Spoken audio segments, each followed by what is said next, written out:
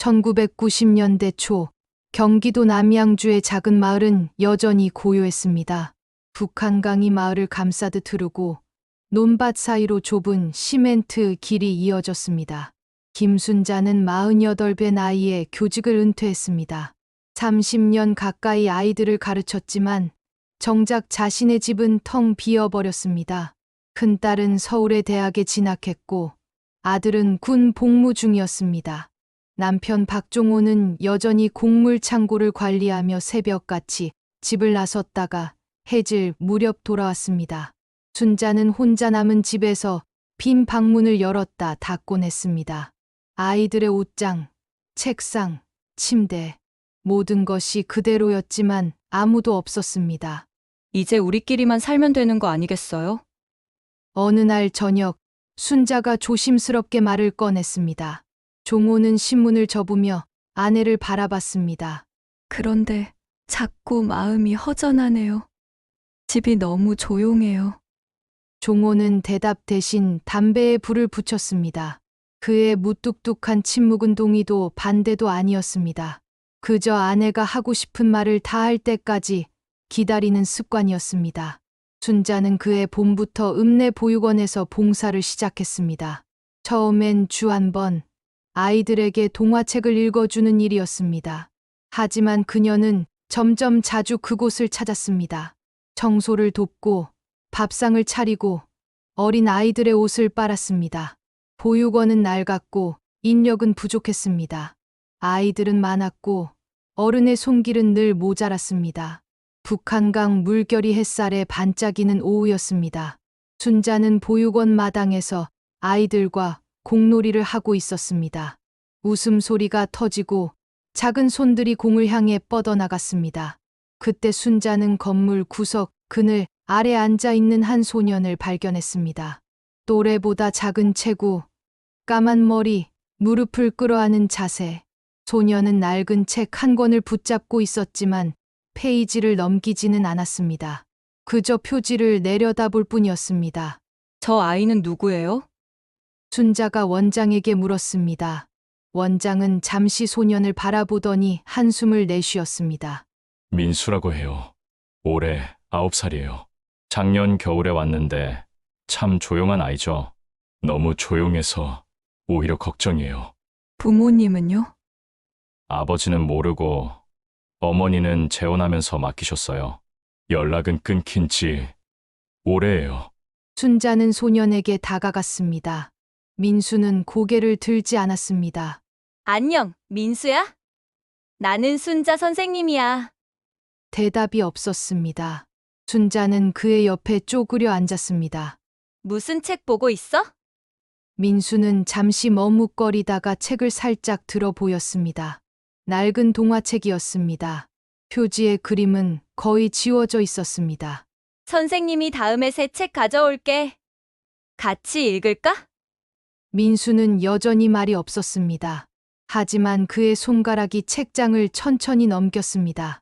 순자는 그 작은 움직임에서 무언가를 느꼈습니다. 두려움 같은 것, 그리고 간절함 같은 것.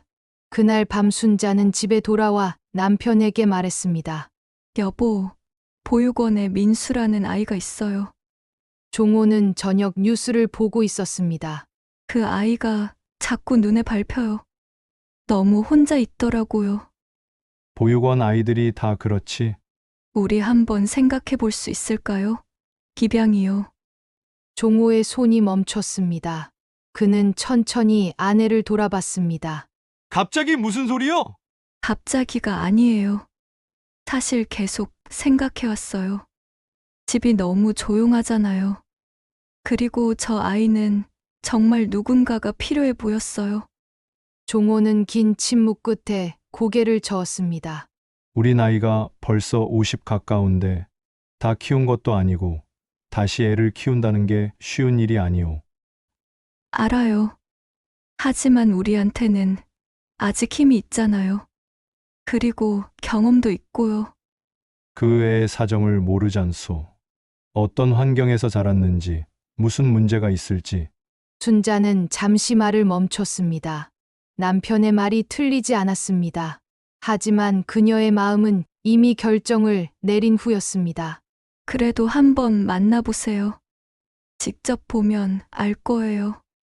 다음 주 토요일, 종호는 아내를 따라 보육원을 찾았습니다. 원장은 부부를 반갑게 맞았고 민수를 불렀습니다. 소녀는 천천히 다가왔습니다.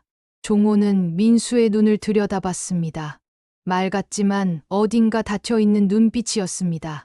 민수야, 이분들이 너를 만나고 싶어 하셨어. 민수는 고개를 숙였습니다. 종호는 무언가 말하려다가 입을 다물었습니다. 순자가 민수의 손을 잡았습니다. 우리 집에 놀러 올래? 강이 보이는 집이야. 민수는 고개를 끄덕였습니다. 작고 짧은 움직임이었지만 분명한 대답이었습니다. 원장은 부부를 사무실로 안내했습니다. 솔직히 말씀드릴게요. 민수는 정을 잘 안 붙여요.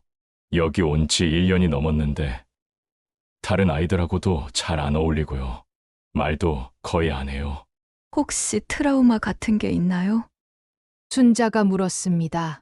원장은 고개를 저었습니다. 확실하진 않아요.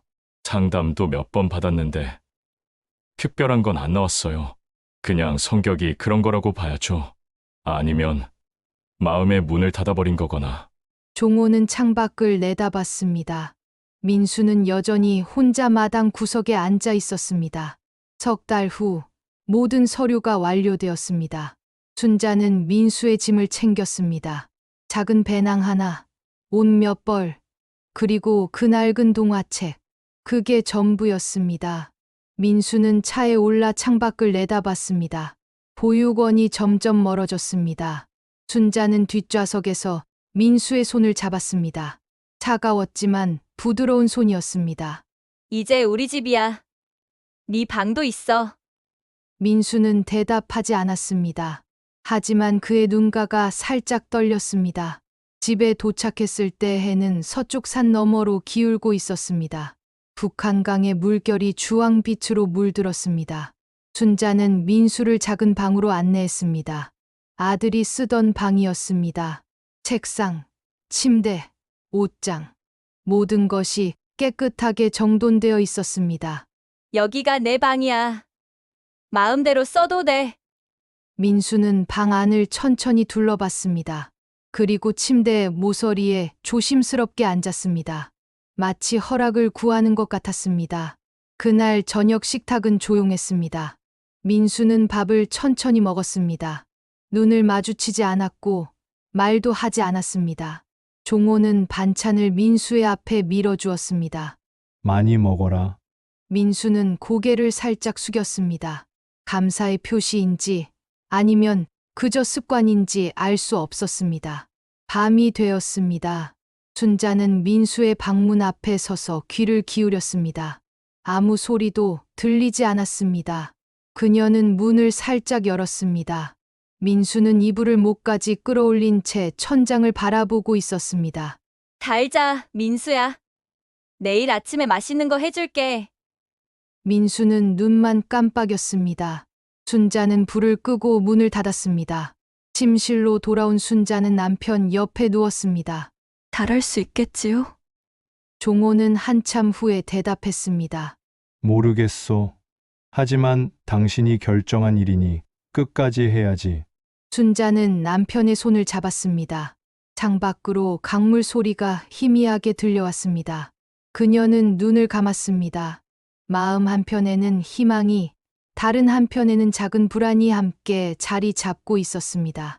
그렇게 민수는 이 집의 아들이 되었습니다. 하지만 아무도 몰랐습니다. 이 선택이 가져올 폭풍을, 그리고 그 폭풍 속에서도 흔들리지 않을 사랑의 무게를. 민수가 집에 온 지 일주일이 지났습니다. 순자는 매일 아침 일찍 일어나 아침상을 차렸습니다. 계란말이, 김, 된장찌개, 민수가 좋아할 만한 것들을 골라 준비했습니다. 하지만 민수는 여전히 말이 없었습니다. 민수야, 학교 가기 전에 아침 먹어야지. 민수는 천천히 식탁에 앉았습니다. 숟가락을 들었지만 밥을 뜨지 않았습니다. 그저 그릇을 내려다볼 뿐이었습니다. 입맛이 없어? 다른 거 해줄까? 민수는 고개를 저었습니다. 그리고 억지로 한 숟가락 떠서 입에 넣었습니다. 순자는 안도의 한숨을 내쉬었습니다. 학교에서 돌아온 민수는 곧장 방으로 들어갔습니다. 문을 닫고 나오지 않았습니다. 순자는 문 앞에서 망설이다가 노크했습니다. 민수야, 간식 먹을래? 대답이 없었습니다. 순자는 문을 조금 열었습니다. 민수는 책상 앞에 앉아 창밖만 바라보고 있었습니다. 책가방은 침대 위에 그대로였습니다. 숙제 있어? 없어요. 짧은 대답이었지만 그래도 대답이었습니다. 순자는 작은 희망을 느꼈습니다. 저녁 식사 시간도 마찬가지였습니다. 민수는 밥을 먹었지만 눈을 마주치지 않았습니다. 종호가 물었습니다. 학교는 어때? 괜찮아요. 친구는 사귀었어? 민수는 고개를 저었습니다. 더 이상 대답하지 않았습니다. 종호는 더 묻지 않았습니다. 이런 날들이 계속되었습니다. 민수는 학교에 갔다가 돌아왔고 방에 들어가 문을 닫았습니다. 순자는 매일 그의 방문 앞에서 망설였습니다. 들어가야 할까? 혼자 두어야 할까? 그녀는 기다리기로 했습니다. 주말이었습니다. 순자는 민수를 데리고 장을 보러 나갔습니다. 민수는 순자의 뒤를 조용히 따라왔습니다. 민수야, 내가 좋아하는 거 있어. 과자든 뭐든. 민수는 고개를 저었습니다. 순자는 과자 코너에서 여러 개를 집어들었습니다. 그럼 이것들 사서 집에서 먹어보자. 맛있는 거 찾아보자. 민수는 아무 말 없이 고개를 끄덕였습니다. 집으로 돌아오는 길, 순자는 민수의 손을 잡았습니다. 민수는 손을 빼지 않았습니다. 하지만 힘도 주지 않았습니다. 그저 그렇게 잡혀 있을 뿐이었습니다. 그날 밤, 순자는 남편에게 털어놓았습니다. 여보, 민수가 너무 조용해요. 뭘 생각하는지 모르겠어요. 시간이 필요한 거겠지. 갑자기 환경이 바뀌었으니 그래도 너무 혼자 있는 것 같아요. 말도 거의 안 하고. 종호는 신문을 내려놓았습니다. 당신이 너무 조급한 거 아니요? 아직 한 달도 안 됐어. 알아요. 하지만 불안해요. 저 아이가 우리를 받아들이지 못하면 어쩌죠? 받아들이게 하려고 애쓰지 말고 그냥 옆에 있어 주시오. 그게 지금 할 수 있는 전부요. 순자는 고개를 끄덕였습니다. 남편의 말이 옳았습니다. 하지만 마음은 여전히 무거웠습니다. 민수가 집에 온 지 한 달이 되던 날이었습니다. 순자는 몰래 작은 케이크를 준비했습니다. 민수의 생일은 아직 2달이나 남았지만 그녀는 이 날을 기념하고 싶었습니다. 가족이 된 날, 저녁 식사 후 순자는 케이크를 들고 나왔습니다. 초 하나가 꽂혀 있었습니다. 민수야, 우리 가족이 된 지 한 달이야. 축하해. 민수는 놀란 표정으로 케이크를 바라봤습니다. 순자는 초에 불을 붙였습니다. 소원 빌고 불어봐. 민수는 망설였습니다. 그리고 천천히 눈을 감았습니다. 잠시 후 그는 숨을 깊이 들이마시고 초를 불었습니다. 불이 꺼졌습니다. 그 순간이었습니다. 민수의 입꼬리가 올라갔습니다. 희미했지만 분명한 미소였습니다. 순자는 가슴이 벅차올랐습니다. 눈시울이 뜨거워졌습니다. 고마워요, 어머니. 민수가 말했습니다. 처음으로 어머니라고 불렀습니다. 순자는 민수를 끌어안았습니다. 민수는 뻣뻣하게 서 있었지만 도망치지 않았습니다. 우리 잘할 수 있을 거야. 순자가 속삭였습니다. 민수는 대답하지 않았습니다. 하지만 그의 손이 순자의 등을 가볍게 건드렸습니다. 어색하지만 진심이 담긴 움직임이었습니다. 그날 밤, 순자는 남편에게 말했습니다. 오늘 민수가 웃었어요. 그리고 저를 어머니라고 불렀어요. 종호는 담배 연기를 내뿜으며 고개를 끄덕였습니다. 다행이요. 이제 괜찮을 거예요. 사랑으로 충분할 거예요. 종호는 대답하지 않았습니다. 그는 창밖을 바라봤습니다. 어둠 속에서 강물 소리만 들려왔습니다. 글쎄, 그가 중얼거렸습니다. 쉽지 않을 거요. 순자는 남편의 말을 듣지 못한 척했습니다. 그녀는 오늘의 미소만 기억하고 싶었습니다. 그러나 다음 날부터 작은 징조들이 나타나기 시작했습니다. 민수는 다시 방문을 닫았습니다. 이번엔 더 오래, 더 깊이. 학교에서 돌아오면 곧장 들어가서 저녁 식사 시간까지 나오지 않았습니다. 민수야, 밥 먹자. 순자가 불렀습니다. 한참 후에야 문이 열렸습니다. 민수의 눈은 충혈되어 있었습니다. 괜찮아? 네, 민수는 식탁에 앉았습니다. 하지만 밥을 거의 먹지 않았습니다. 숟가락을 들었다 놓기를 반복했습니다. 학교에서 무슨 일 있었어? 종호가 물었습니다. 민수는 고개를 저었습니다. 친구들이 괴롭혔어? 아니요. 그럼 왜 밥을 안 먹어? 민수는 대답하지 않았습니다. 그는 숟가락을 내려놓고 자리에서 일어났습니다. 더 먹기 싫어요. 민수야, 앉아. 아직 다 안 먹었잖아. 배불러요. 민수는 방으로 돌아갔습니다. 문이 닫히는 소리가 들렸습니다. 순자는 남편을 바라봤습니다. 무슨 일이 있는 게 분명해요. 내일 학교에 한번 가보시오. 선생님한테 물어봐야겠소. 다음 날 순자는 민수의 담임 선생님을 만났습니다. 젊은 여교사는 난처한 표정을 지었습니다. 민수가 반 아이들하고 잘 어울리지 못해요. 혼자 있는 시간이 많고요. 괴롭힘을 당하나요? 그건 아닌 것 같아요. 다만 민수 스스로 거리를 두는 것 같아요. 애들이 다가가도 피하거든요. 공부는 어때요? 조용히 잘 듣긴 하는데 숙제를 자주 안 해와요. 물어보면 잊어버렸다고만 하고요. 순자는 무거운 마음으로 집에 돌아왔습니다. 민수는 여전히 방에 있었습니다. 그녀는 문을 두드렸습니다. 민수야, 어머니 들어가도 돼? 대답이 없었습니다. 순자는 문을 열었습니다. 민수는 침대에 웅크리고 앉아 있었습니다. 선생님 만났어. 학교에서 힘든 일 있으면 말해야지. 없어요. 그럼 왜 숙제를 안 해가? 민수는 대답하지 않았습니다. 순자는 옆에 앉았습니다. 민수야, 우리가 뭘 잘못한 거야? 말해줘. 아무것도 아니에요. 그럼 왜 이렇게 힘들어하는 거야? 민수가 고개를 들었습니다. 그의 눈에는 두려움이 가득했습니다. 저 여기 오래 있을 수 있어요? 순자는 가슴이 철렁했습니다. 무슨 소리야? 당연하지. 여기가 내 집이야. 진짜요? 저 쫓겨나지 않아요? 절대 안 그래. 우리가 내 가족이야. 민수는 다시 고개를 숙였습니다. 순자는 그를 안으려 했지만 민수는 몸을 움츠렸습니다. 혼자 있고 싶어요. 순자는 천천히 일어섰습니다. 방을 나서며 뒤를 돌아봤습니다. 민수는 다시 무릎을 끌어안고 있었습니다. 그날 밤 순자는 잠을 이루지 못했습니다. 옆에서 종호가 말했습니다. 저 아이 마음에 상처가 깊소. 단순히 사랑만으론 안 될 수도 있소. 그럼 어떻게 해야 해요? 모르겠소. 하지만 조급하게 굴지는 마시오. 밀어붙이면 더 멀어질 거예요. 순자는 눈물을 삼켰습니다.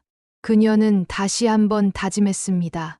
포기하지 않겠다고, 끝까지 지켜주겠다고. 하지만 마음 한편에는 불안이 뿌리를 내리고 있었습니다. 민수의 그 미소는 진짜였을까? 아니면 잠깐의 착각이었을까? 순자는 알 수 없었습니다.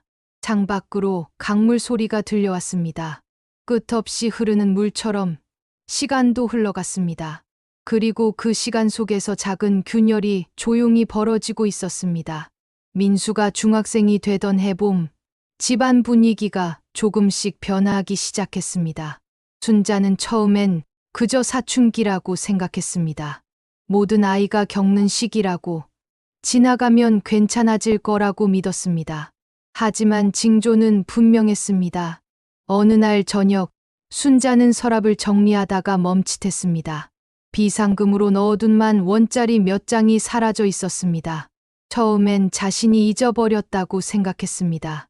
하지만 일주일 후 또다시 돈이 사라졌습니다. 여보, 혹시 서랍에서 돈 꺼냈어요? 순자가 남편에게 물었습니다. 종호는 고개를 저었습니다. 왜? 없어졌어? 10,000원씩 2번이나. 종호의 표정이 굳어졌습니다. 그는 아무 말 없이 담배를 꺼내 물었습니다. 민수한테 물어봤어? 가지. 물어봐야지. 그날 밤 순자는 민수의 방문을 두드렸습니다. 민수야, 잠깐 나올래? 민수가 나왔습니다. 예전보다 키가 많이 컸습니다.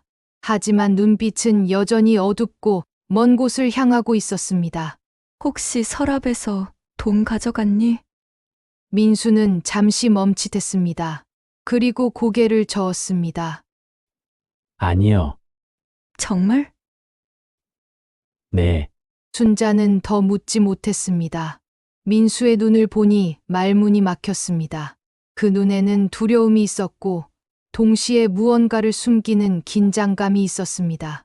며칠 후 학교에서 전화가 왔습니다. 민수가 이틀째 무단결석이라는 내용이었습니다. 순자는 가슴이 철렁했습니다. 민수는 매일 아침 학교에 간다고 집을 나섰습니다. 어디 간 거야? 순자가 민수에게 물었습니다. 민수는 고개를 숙였습니다. PC방이요. 왜 학교 안 가고 PC방에 가? 그냥요. 그냥이 어디 있어? 돈은 어디서 났어? 민수는 대답하지 않았습니다. 순자는 가슴이 답답했습니다. 민수야, 어머니한테 말해줘야지. 왜 그러는지. 아무것도 아니에요. 아무것도 아닌 게 아니잖아. 학교도 안 가고, 거짓말도 하고. 민수가 갑자기 소리쳤습니다. 제발 좀 내버려둬요. 순자는 얼어붙었습니다. 민수가 처음으로 목소리를 높였습니다. 그는 방으로 뛰어들어가 문을 쾅 닫았습니다. 그날 밤 부부는 마주 앉았습니다. 종호가 먼저 말을 꺼냈습니다. 병원에 데려가야 하오. 아직 괜찮을 거예요. 괜찮지 않소? 거짓말하고 돈 훔치고 학교도 빠지고 이게 정상이요? 사춘기예요. 조금만 더 지켜봐요. 종호는 담배를 깊이 빨아들였습니다. 당신은 너무 감싸요. 그게 저 아이한테 도움이 안 돼요. 그럼 어떻게 하라는 거예요? 버리라는 거예요? 그런 소리가 아니오. 전문가한테 보여야 한다는 거요. 우리가 감당할 수 있는 문제가 아니오. 순자는 고개를 저었습니다. 눈물이 흘렀습니다. 사랑이 있으면 달라질 거예요. 조금만 더 기다려줘요. 종호는 더 이상 말하지 않았습니다. 하지만 그의 눈빛에는 깊은 걱정이 어려 있었습니다. 상황은 더 나빠졌습니다. 민수는 점점 더 자주 집을 비웠습니다. 늦은 밤에 들어오고 때로는 아예 들어오지 않았습니다. 옷에서는 담배 냄새가 났습니다. 어느 날 순자는 민수의 방을 청소하다가 책상 서랍을 열었습니다. 그 안에는 라이터, 담배 한 갑, 그리고 작은 칼이 있었습니다. 순자의 손이 떨렸습니다. 민수야! 순자가 불렀습니다. 민수가 방에 들어왔습니다. 그는 서랍을 보더니 표정이 굳어졌습니다. 이게 뭐야? 제 거예요. 왜 이런 걸 가지고 있어? 호신용이에요. 고신용? 누가 너를 괴롭혀? 민수는 대답하지 않았습니다. 순자는 물건들을 집어들었습니다. 이거 다 버릴 거야. 다신 이런 거 가지고 다니면 안 돼. 민수가 다가와 물건을 낚아챘습니다. 제 거예요. 민수야, 놓아. 싫어요. 순자는 민수의 손을 잡으려 했습니다. 그 순간 민수가 순자의 손을 밀쳤습니다. 순자는 비틀거리며 벽에 부딪혔습니다. 왜 자꾸 간섭해요? 민수가 소리쳤습니다. 그의 눈에는 분노가 타올랐습니다. 순자는 처음으로 두려움을 느꼈습니다. 저 눈빛은 아들의 눈이 아니었습니다. 낯선 사람의 눈이었습니다. 민수야, 민수는 물건들을 움켜쥐고 집을 뛰쳐나갔습니다. 문이 쾅 닫혔습니다. 순자는 벽에 기댄 채 주저앉았습니다. 눈물이 쏟아졌습니다. 종호가 퇴근해서 돌아왔을 때 순자는 여전히 거실 소파에 앉아 있었습니다. 붉게 부은 눈, 축 늘어진 어깨. 무슨 일이오? 순자는 오늘 있었던 일을 말했습니다. 종호의 얼굴이 점점 굳어졌습니다. 민수는 어디 있어? 모르겠어요. 나간 후로 안 들어왔어요. 종호는 재킷을 집어 들었습니다. 찾으러 가겠소? 여보, 뭐요? 우리가 잘못한 걸까요? 종호는 대답하지 않았습니다. 그는 문을 열고 나갔습니다. 밤 10시가 넘어서 종호가 민수를 데리고 돌아왔습니다. 민수는 고개를 숙인 채 말이 없었습니다. 종호의 표정도 어두웠습니다. 방에 들어가 있어. 종호가 말했습니다. 민수는 순자를 보지 않고 방으로 들어갔습니다. PC방에 있더군. 종호가 말했습니다. 이대로는 안 돼요. 내일 병원 예약하겠소? 여보, 제발. 당신이 다쳤소. 아들이 어머니를 미친 거요? 이게 정상이요? 순자는 말문이 막혔습니다. 종호의 말이 옳았습니다. 하지만 인정하고 싶지 않았습니다. 조금만 더 기회를 줘요. 제가 더 잘할게요. 더 잘한다고 될 문제가 아니요. 저 아이는 도움이 필요해요. 전문적인 도움이요. 순자는 고개를 떨구었습니다. 눈물이 다시 흘렀습니다. 그날 밤 순자는 민수의 방문 앞에 섰습니다. 안에서는 아무 소리도 들리지 않았습니다. 그녀는 문을 두드리지 않았습니다. 그저 거기 서서 귀를 기울였습니다. 민수야, 작은 목소리로 속삭였습니다. 어머니가 널 사랑해. 그걸 알아줬으면 좋겠어. 대답은 없었습니다.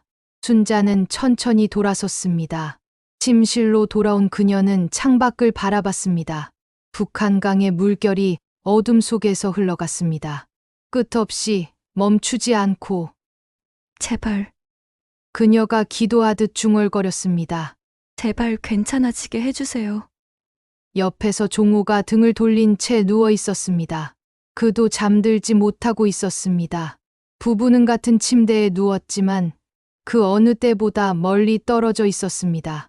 민수의 방에서도 불빛이 새어나왔습니다. 그도 잠들지 못하고 있었습니다. 세 사람 모두 각자의 어둠 속에 갇혀 있었습니다. 그리고 그 어둠은 점점 더 깊어지고 있었습니다. 순자는 눈을 감았습니다. 그녀의 마음 속에는 여전히 희망이 남아 있었습니다. 작고 연약한 희망이었지만 아직 완전히 꺼지지는 않았습니다. 사랑하면 된다. 그녀는 스스로에게 다짐했습니다.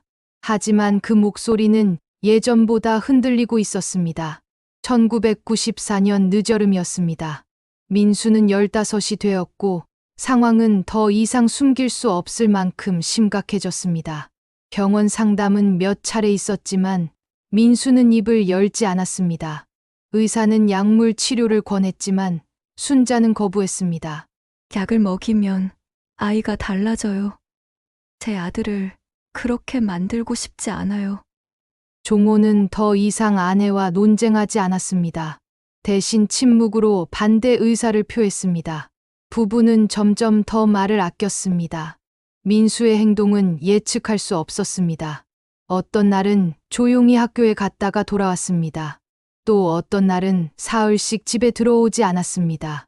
집에 있을 때도 방문을 잠그고 나오지 않았습니다. 순자는 매일 민수의 방문 앞에 밥을 놓았습니다.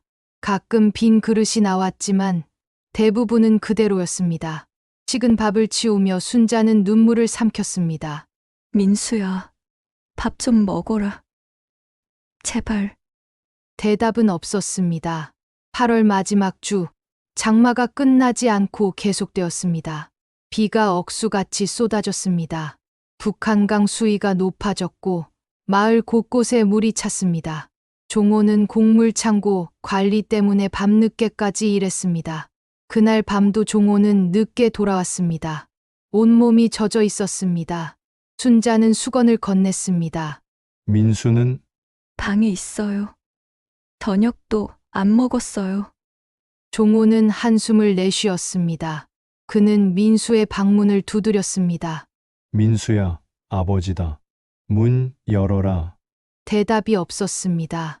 종호는 손잡이를 돌렸습니다. 문이 잠겨 있었습니다. 민수야! 여전히 대답이 없었습니다. 종호는 순자를 돌아봤습니다. 언제부터 저러? 오후부터요. 학교에서 또 싸웠대요. 선생님이 전화하셨어요. 종호는 문을 다시 두드렸습니다. 나와서 이야기하자. 아버지가 화내지 않을게. 잠시 후 문이 열렸습니다. 민수가 나왔습니다. 그의 눈은 충혈되어 있었고 옷은 구겨져 있었습니다. 무언가 이상한 냄새가 났습니다. 무슨 냄새야? 종호가 물었습니다. 민수는 대답하지 않았습니다. 종호가 한 걸음 다가갔습니다. 그리고 민수의 눈을 들여다봤습니다. 초점이 흐려져 있었습니다. 너 무슨 짓을 한 거야? 민수가 웃었습니다. 기이하고 텅 빈 웃음이었습니다. 아무것도 안 했어요. 거짓말하지 마! 종호의 목소리가 커졌습니다. 순자가 다가왔습니다. 여보, 진정해요. 진정하라고? 이 애 눈 좀 봐요. 뭘 한 거야, 민수야? 민수는 여전히 웃고 있었습니다. 그 웃음은 점점 더 커졌습니다. 마치 무언가에 홀린 것 같았습니다. 왜 자꾸 간섭해요? 왜 날 내버려두지 않아요? 우리가 내 부모니까. 부모? 민수가 비웃었습니다. 부모가 뭔데요? 전 당신들 진짜 아들도 아니잖아요. 순자의 얼굴이 창백해졌습니다. 민수야, 그런 말 하지 마. 왜요? 사실이잖아요. 전 여기 있을 사람이 아니에요. 원래부터 버려진 애였어요. 그렇지 않아. 순자가 소리쳤습니다. 너는 우리 아들이야. 우리가 얼마나 널 사랑하는데. 사랑! 민수가 다가왔습니다. 그의 눈빛이 무섭게 변했습니다. 사랑이 뭔지 알아요? 전 한 번도 사랑받아 본 적 없어요. 종호가 민수의 팔을 잡았습니다. 정신 차려. 내가 지금 무슨 짓을 하는지 알아? 민수가 팔을 뿌리쳤습니다. 그리고 갑자기 순자를 밀쳤습니다. 순자는 뒤로 비틀거렸습니다. 민수야, 종호가 민수를 붙잡았습니다. 민수는 미친 듯이 몸부림쳤습니다. 놓아요. 놓으라고요. 안 돼. 내가 진정할 때까지 못 놔. 민수가 종호의 얼굴을 핥히었습니다. 피가 흘렀습니다. 종호는 신음을 냈지만 손을 놓지 않았습니다. 순자, 경찰 불러요. 순자는 얼어붙어 있었습니다. 민수와 종호가 거실 바닥을 굴렀습니다. 탁자가 넘어지고 화분이 깨졌습니다. 그때였습니다. 민수가 손을 뻗어 넘어진 스탠드를 집어들었습니다. 그리고 종호의 머리를 내리쳤습니다. 종호가 쓰러졌습니다. 이마에서 피가 흘렀습니다. 순자가 비명을 질렀습니다. 안 돼. 민수야, 안 돼. 민수는 스탠드를 들고 서 있었습니다. 그의 눈은 여전히 초점이 없었습니다. 순자가 다가가려 했습니다. 민수야, 엄마야. 정신 차려. 민수가 순자를 봤습니다. 그 순간 그의 눈에 무언가가 스쳤습니다. 두려움, 혼란, 후회. 하지만 곧 다시 공허함으로 채워졌습니다. 미안해요. 민수가 중얼거렸습니다. 그리고 스탠드를 떨어뜨리고 문을 향해 달렸습니다. 순자가 뒤를 쫓았습니다. 민수야, 돌아와. 하지만 민수는 이미 빗속으로 사라지고 있었습니다. 순자는 현관 앞에 섰습니다. 맨발이었습니다. 빗물이 얼굴을 적셨습니다. 민수야. 그녀의 목소리가 빗소리에 묻혔습니다. 뒤에서 신음 소리가 들렸습니다. 순자는 황급히 돌아왔습니다. 여보, 정신 차려요. 종호는 바닥에 쓰러진 채 이마를 감싸고 있었습니다. 피가 손가락 사이로 흘러내렸습니다. 괜찮소? 민수는? 도망갔어요. 어떡해요, 여보. 경찰 불러요. 순자는 떨리는 손으로 전화기를 들었습니다. 번호를 누르는 손가락이 제대로 움직이지 않았습니다. 여보세요. 경찰서요. 도와주세요. 우리 아들이 제발. 그녀의 목소리가 끊어졌습니다. 전화기를 붙잡은 채 주저앉았습니다. 이웃들이 몰려들었습니다. 누군가 종호를 부축했고 누군가 순자를 일으켰습니다. 곧 경찰차 사이렌 소리가 들렸습니다. 부인, 진정하세요. 무슨 일이에요? 경찰이 물었습니다. 순자는 대답할 수 없었습니다. 그저 빗속을 바라봤습니다. 민수가 사라진 방향을. 우리 아들 찾아주세요, 제발. 종호는 병원으로 실려갔습니다. 5바늘을 꿰맸습니다. 순자는 병원 복도에 앉아 멍하니 벽을 바라봤습니다. 새벽 4시 경찰이 찾아왔습니다. 부인, 아드님을 찾았습니다. 어디서요? 읍내 폐가에서요. 의식이 몽롱한 상태입니다. 약물 검사가 필요할 것 같습니다. 순자는 경찰차를 따라갔습니다. 폐가는 허름하고 어두웠습니다. 민수는 구석에 쓰러져 있었습니다. 옷은 흙투성이였고 얼굴은 창백했습니다. 민수야. 순자가 그를 흔들었습니다. 민수가 천천히 눈을 떴습니다. 초점이 없는 눈이었습니다. 엄마, 응. 엄마야. 괜찮아. 이제 괜찮아. 민수가 손을 뻗어 순자의 손을 잡았습니다. 차가운 손이었습니다. 미안해요. 죄송해요. 됐어. 이제 됐어. 순자는 민수를 끌어안았습니다. 그의 작고 떨리는 몸을. 구급차가 도착했습니다. 민수는 들것에 실렸습니다. 병원에서 검사 결과가 나왔습니다. 본드, 신나, 그리고 알 수 없는 약물. 의사는 심각한 표정을 지었습니다. 정신과 입원이 필요합니다. 그리고 정밀 검사도요. 순자는 고개를 끄덕였습니다. 더 이상 거부할 힘이 없었습니다. 며칠 후 진단서가 나왔습니다. 조현병 초기 증상, 반사회성 성격장애, 약물 중독. 순자는 종이를 들고 서 있었습니다. 글자들이 흐려졌습니다. 종호가 옆에 섰습니다. 머리에는 붕대가 감겨 있었습니다. 이제 어떻게 해야 하오? 순자는 대답할 수 없었습니다. 그녀는 그저 복도 창밖을 바라봤습니다. 비는 그쳤지만 하늘은 여전히 흐렸습니다. 사랑만으로는 안 되는 거였어요.